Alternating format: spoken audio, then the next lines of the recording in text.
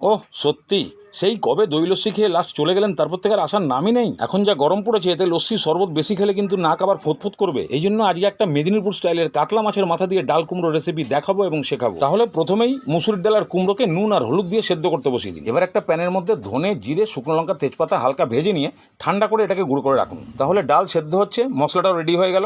এবারে ধুয়ে রাখা মাছের মাথাগুলোকে হলুদ নুন মাখিয়ে ভালো করে ভেজে নিন। বেশ উল্টে পাল্টে একটু ভালো করে ভেজে তারপরে তুলে নিন।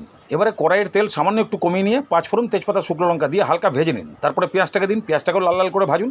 তারপরে দিয়ে দিন আদা জিরে বাটা। ভালো করে পেঁয়াজের সঙ্গে মিক্স করুন আর ফ্রাই করতে থাকুন। মাঝখানে পরিমাণ মতো নুন আর হলুদ দিয়ে খুব ভালো করে কষান।